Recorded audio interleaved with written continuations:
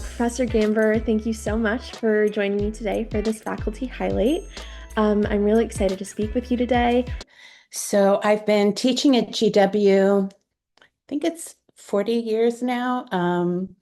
And I started way back in the English department. Then when they created the writing program, I was hired into the writing program.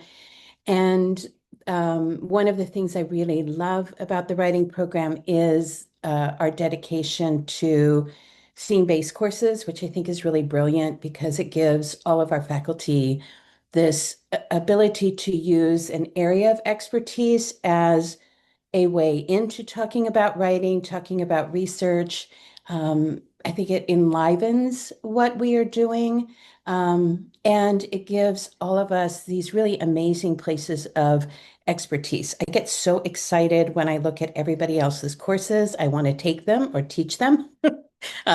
So it's just really a really beautiful program to be in. In my particular course, started out as war and memory, and then as I kept moving through the course, I became really fascinated by the Holocaust specifically. I didn't grow up knowing about the Holocaust. I grew up in the Philippines, so my childhood was really looking at what had happened when the Japanese um, uh, created this ideology of Asian prosperity and taking over countries in Asia. And I had extended family who were in internment camps in the Philippines. So that was my background. And then I happened to read in the newspaper that the Diary of Anne Frank was traveling to New York. And they very rarely move the diary around because it's a really fragile document. And so there was a photograph in the newspaper article that showed the diary, and the diary looked exactly like my diary from eighth grade. Anne's diary was this little cloth-bound um, diary that was red plaid, and it had that lock that you could lock, and mine was exactly the same. And I had very few things that I had taken with me from the Philippines when I came to the States because I always just traveled with, two pieces of luggage. But I, for some reason, had taken that diary. And I found it and I read it, and I was so embarrassed because my diary was so petty. All I did was talk about how my parents kept putting me on diets because I was a fat kid, and that I wanted to eat candies and I wasn't allowed to eat candies, and that I really liked this teacher or didn't like that teacher. I was wanted, it was just very much about everything was around my feet, myself. Um, I didn't even have the decency to ever wish for world peace. It was just everything about Kale. And there was Anne Frank's diary, and her diary was so amazing in terms of her belief in the world and the belief in Enlightenment values and her desire to be a writer and her desires. It just absolutely undid me. And I became haunted by her and by the whole thought of the millions who died. Who would we be if we did not lose those people? So I became really invested in focusing solely on the Holocaust, and I think that has been my focus now for about 15 years. And it's really been just life-changing, life-affirming for me. It means so much to be in this space of witnessing. Thank you so much for sharing that. That's such an interesting story, how that got you connected to the work that you do today. And I think I also had a diary when I was younger, and I think mine looked probably more like yours when I was younger too. And so I was wondering if you could talk a little bit about sort of that experience, and maybe the reasoning to go and observe visitors' responses and kind of what you gained from that.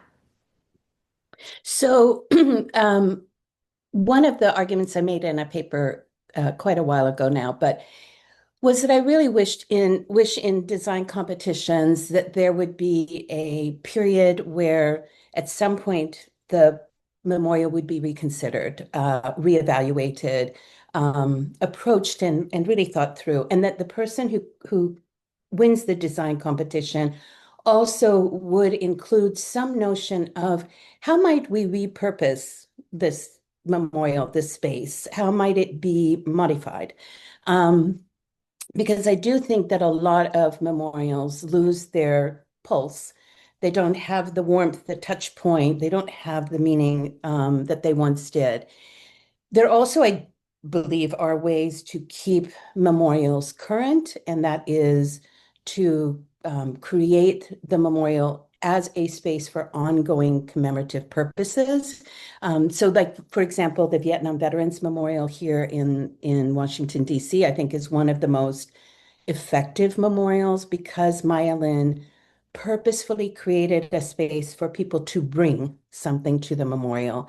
And it's become a place of offering, and the offerings change so that certainly the offerings have been very much directed towards Vietnam veterans, but the offerings have been directed towards other moments of conflict and other places of remembering veterans. So making the memorial live in some way, I think is really important. So with the two memorials that I was looking at, the Frankfurt Engel, the Angel in Frankfurt, is this beautiful piece. He has been modeled, Trockel, who created the memorial, modeled him after an angel from the cathedral in Cologne. So he's this beautiful angel, very androgynous, really gorgeous. But she altered him. So she cast him exactly how this one of the angels in the cathedral would have been.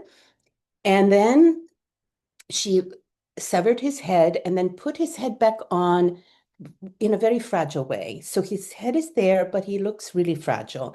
And then she clipped one of his wings very high up, and then another wing, she clipped it below. He also has a scroll that comes down, and on the scroll, there is nothing written. So there is this sort of beautiful moment of thinking, what should have been written on that scroll? What should we write one day on that scroll? What should this angel say to us as a messenger, as a herald, regarding the wounding of gay men, homosexual men? I will use both terms, but they would have referred to them as homosexual men under the National Socialists. So it's a really beautiful piece, but one of the things that was fascinating was that while I was observing it, I often was taking photographs and I was looking at it and I was marking things and I was drawing it and I was very much interacting with it. So other people who had come to look, there are four benches around this angel, and people liked to go and just sit on the benches. And it was beautiful weather when I was there, so everybody was coming just to enjoy some sunshine. Nobody looked really at the angel. There is a marker. The marker has a QR code. You could find out more information. Nobody came over to look at the QR code. They just were enjoying really being in that space and the sunshine. But then, sort of the Hawthorne effect, that because I was there observing, then I sort of impacted how other people sat in the space. So they started to also look at the angel, and then some people started to ask me, what is this? And then I would say, oh, let's walk around, let's talk about it, and then I became like a little tour guide for a while. And then other times when I would go back, there were people already there and I didn't, create any Hawthorne effect. I tried to be very quietly observing them. But it was fascinating because the ones that I did interact with did not know anything about the angel. None of them knew what it represented, but they liked the space, they liked being there. So it isn't necessarily doing vital work on a daily basis. However, on May 17, they commemorate, and I'm so sorry, I didn't write down the acronym, but it is the World Health Organization in the 2000s on May 17 uh, created a proclamation that homosexuality was no longer to be considered a mental disorder. And so this was really important in terms of an international event. And so on May 17, various areas in Europe, they commemorate that date as a date of working against discrimination against homosexuals, transgender. So it's a whole array. Um, and on May 17 at 5 o'clock, because 17 translates to 5 o'clock, they had a gathering and it was people came to speak. A lesbian choir sang, and the angel became a focal point for queer rights today. So it has pulse moments that I think are really important. Um, I'm really pleased with what I learned about the memorial, what its presence is. I do wish there were what is would be more of a way to keep enlivening its meaning as a queer emblem, and as a desire for queer rights. But that does live there. I mean, it has its moments. And then the memorial in Berlin is fascinating because the creators of that memorial created a stele, a column, and there is a cutout in the column. So when you walk by this big column, you're called to look inside. What is this cutout? What am I supposed to see in there? And so then you look inside, and there is a camera. It's like a television screen, and it's on a loop is showing two people kissing. First, two men, and then two women. The video is supposed to be changed every couple of years, but it hasn't been changed recently. One of the arguments I want to make is that it really does need to be changed. Um, I think it's a very cluttered video. I think they need a new one. Um, but I was watching people, and I was very lucky because there was a bench a little bit far away from the memorial where I would sit and pretend I was a pigeon, and I would sit there as a pigeon watching people, and I wasn't impacting them at all because they didn't really notice this old woman pigeon sitting on a bench. And I was able to observe their behavior. And that was really fascinating. One of the first people that I saw, uh, they were two women. They were like me and my partner. They were two old lesbians. Um, they were gray haired with their hair cut very short. And they came, it was very clear they were there on a pilgrimage. They came to see this memorial and to watch the film. And one of them had a rainbow umbrella, and the other one was, they was just and they came up, they looked in the window, they watched together, and then the one put her arms around the other, and they were there. That was so very reverential. It was really a wonderful, wonderful moment.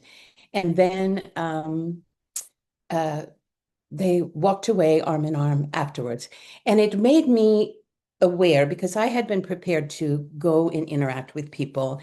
And once I saw them, I realized this is a pilgrimage for people. I don't want to intrude.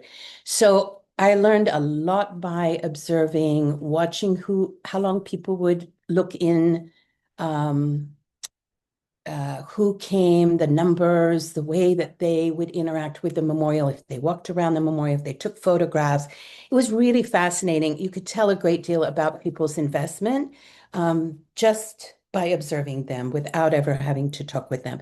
So I'm really pleased with the results of both efforts. And now I have to write it all up.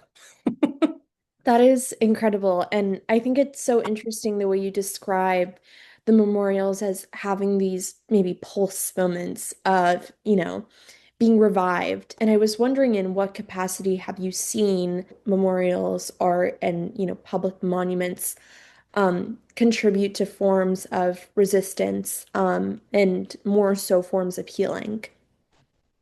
So that's a brilliant question. So if we go back to this Berlin Memorial, it has, and also even the Frankfurt Memorial, they both have been victims of vandalism, which indicates that, there still is animus towards queer people. Um, and it also calls for a kind of vigilance and care. For example, when I was doing the work at the Berlin Memorial, I kept contacting, I finally figured out how to do it, but I contacted the organization that is in charge of memorials in Berlin to find out what response they would have for me to go to the memorial, and what would they ask of me? What was the behavior they would want of me? And they did ask that I not intrude, that if I saw visitors, that I not that I figured they said you can approach, but please be careful not to intrude. And then I realized, well, you know what? I don't want to intrude at all.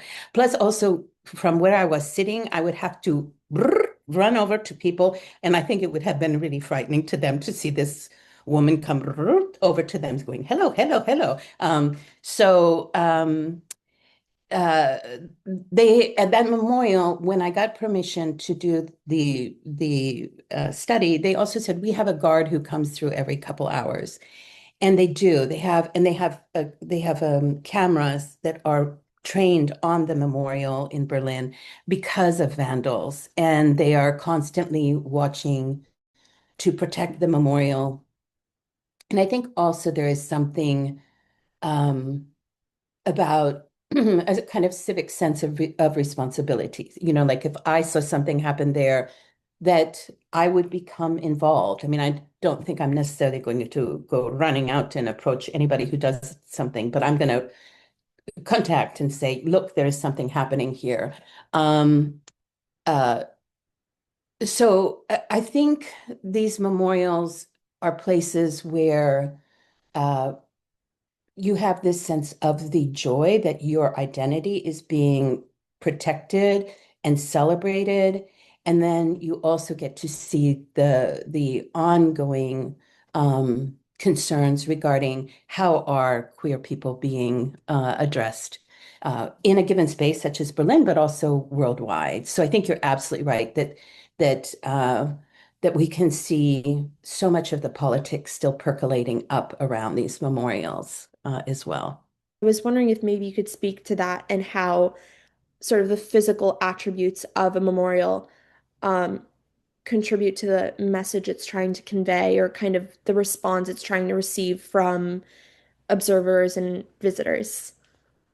Yes. So your observations about the Holocaust Museum here in DC, which I'm going to just keep calling USHMM because I always use that acronym, are brilliant. You're absolutely right that once you go in, there is a sense of gravitas, there's a sense of silence, and it's one of the things I really love about the architect who created the memorial space, Inigo Fried, is there is a lot of light that comes in, but he went out of his way to interiorize your experience. So once you're inside, you can't really look out. Like it would be, really beautiful vistas. You could look out at the Potomac, you could look down the mall, but you can't. There are no windows for that moment.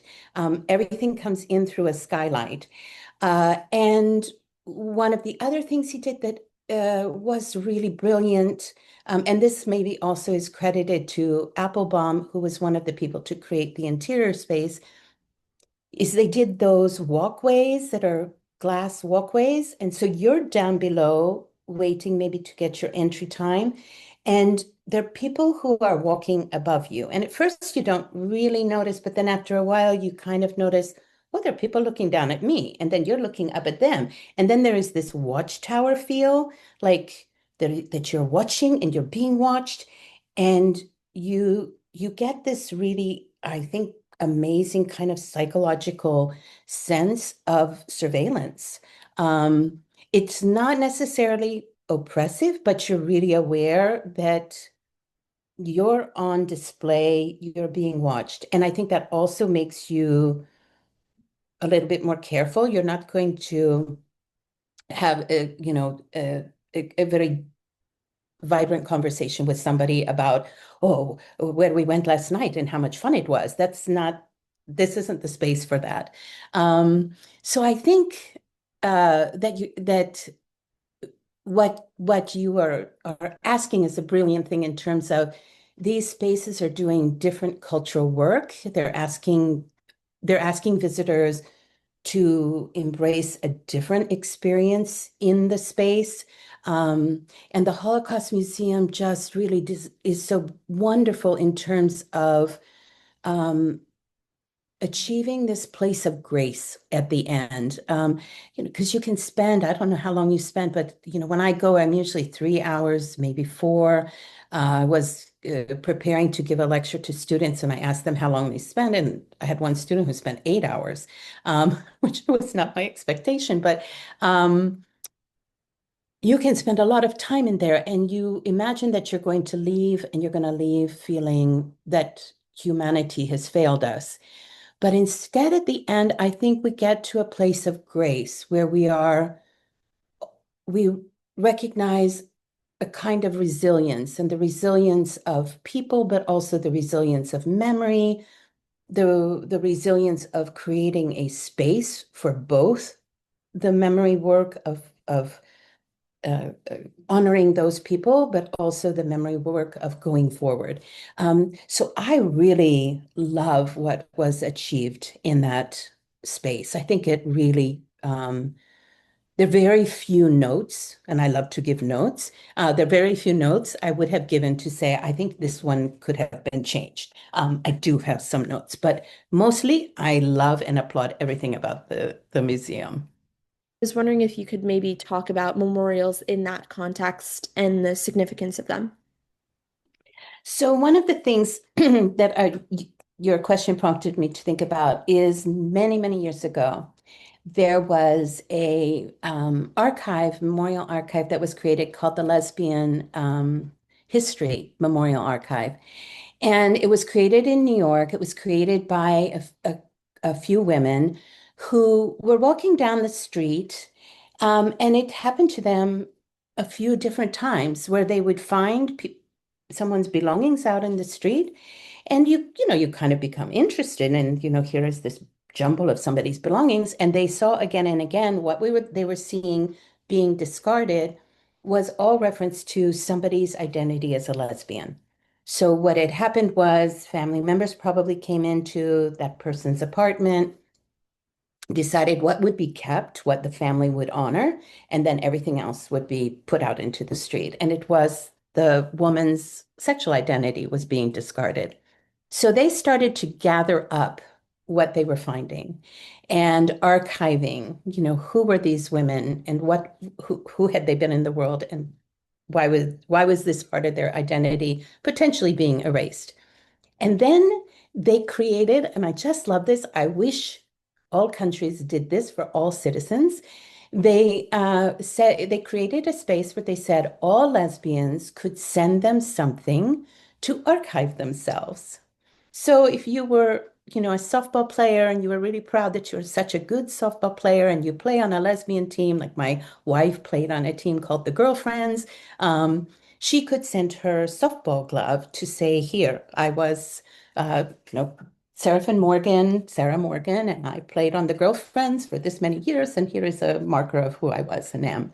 Um, and I just thought this is so brilliant that you can, send a marker of your own life, something how you want to be remembered.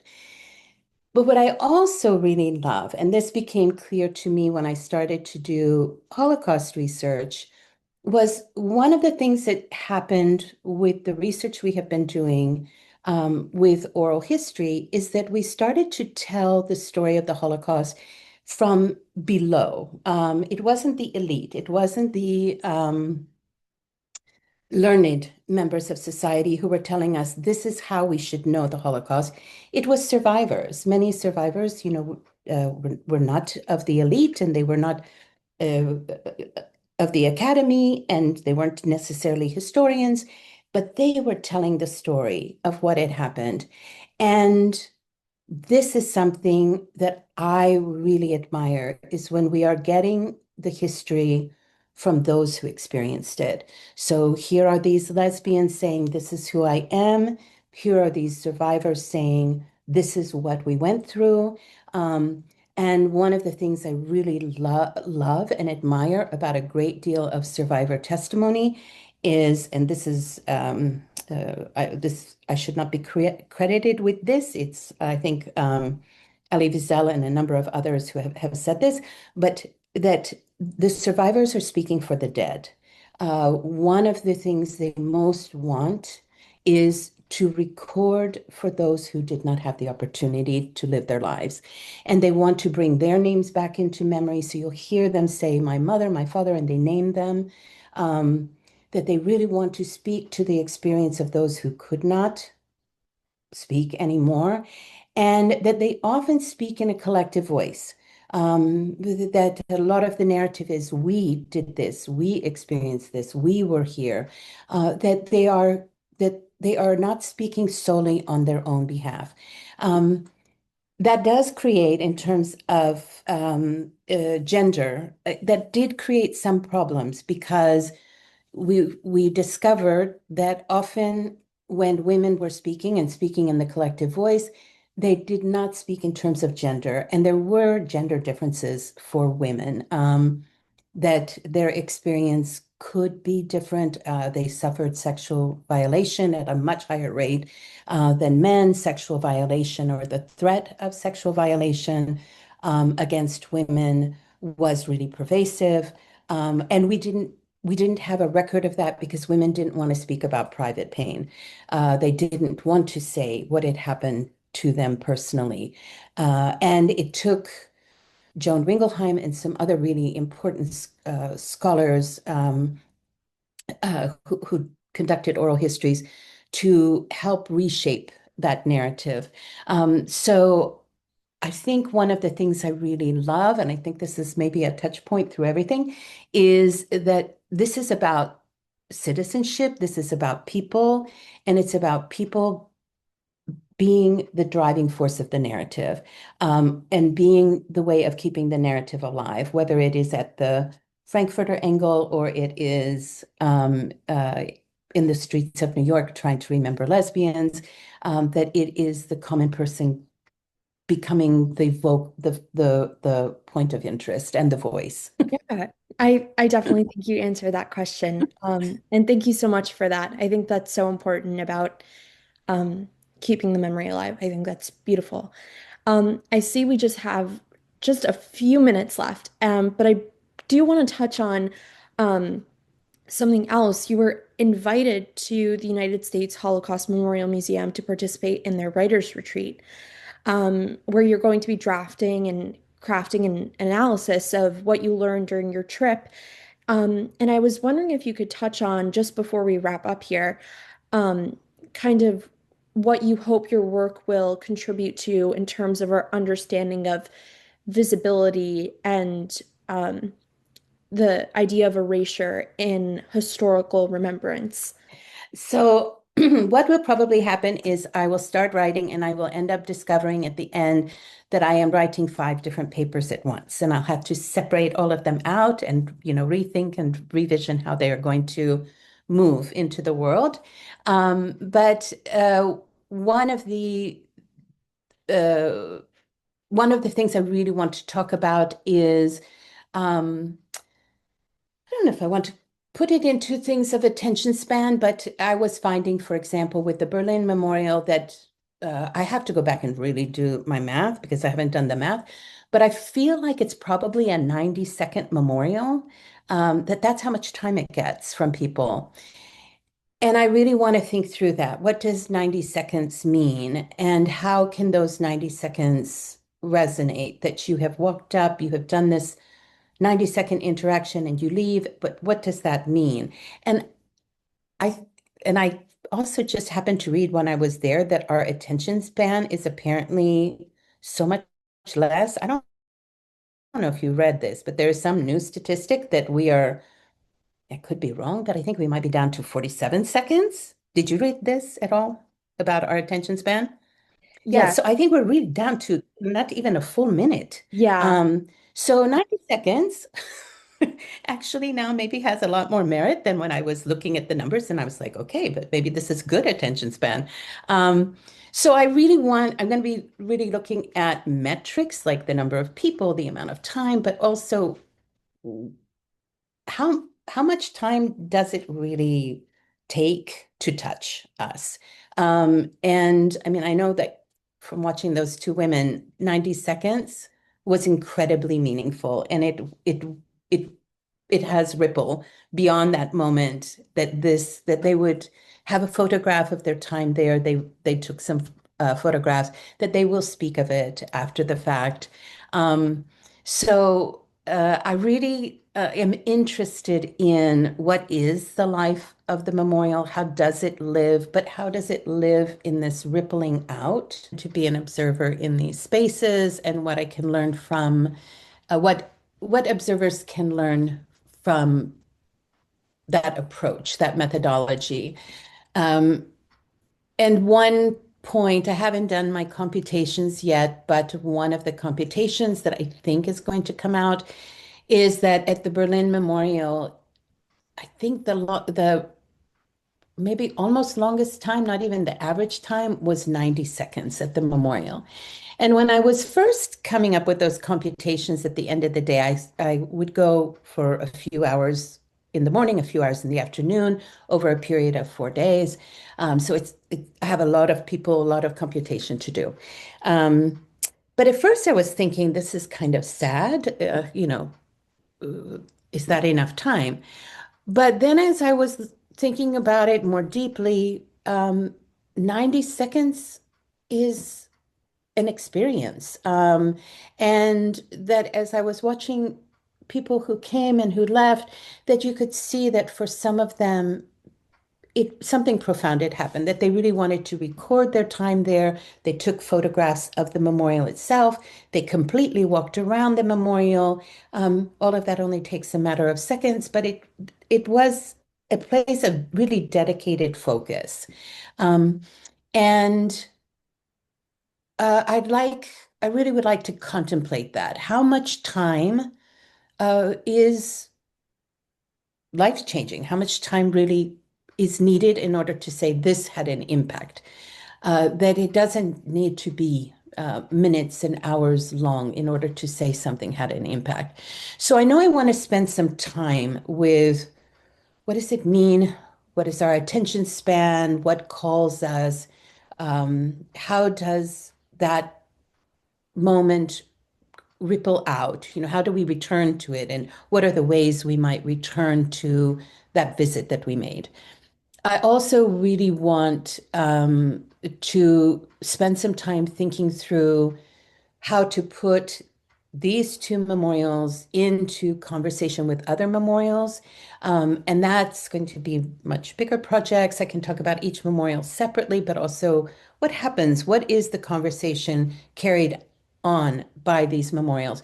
And I love that memorials are not 7-Elevens. 7-Elevens are designed so you walk into one and it can be in New Jersey and you can walk into another one in Ohio, and they're supposed to be set up in the same way. So wherever you go, okay, the ice is over there, the ice cream is over here, and the crackers are over in this place. Always the same. So you're very comfortable. Memorials are not going to be 7-Elevens. They should not be the same. They should not make you comfortable that you know what to expect and you're going to get that delivery.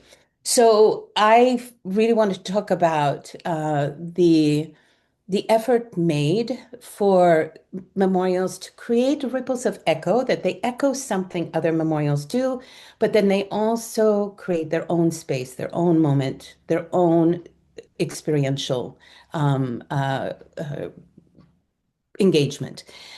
So I think that's a lot of what I will be doing, is this a lot of computation, but then also just a lot of reflection on what is the cultural work of these memorials. And then also to go back to what I said earlier, um, how could memorials be created so that we could have a moment 3 decades later? I don't know exactly what the time span should be, but a few decades later to return to that memorial and ask, is it doing the work that was asked of it? And if not, how could it be repurposed, refashioned?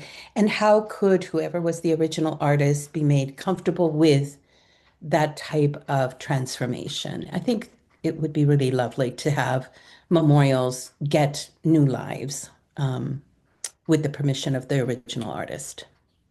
Yeah, I think that is such a beautiful a purpose to kind of be the focal point of the work and the analysis that you're crafting. And I'm really looking forward to hearing more about your experience at the writing retreat, and the analysis that you end up completing. Um, so I'm really looking forward to having that conversation as well. So Professor Gamber, thank you again for this incredible conversation. It was so amazing to hear from you. And I'm looking forward to keeping in touch about all the work that you're doing. So thank you again. Thank you.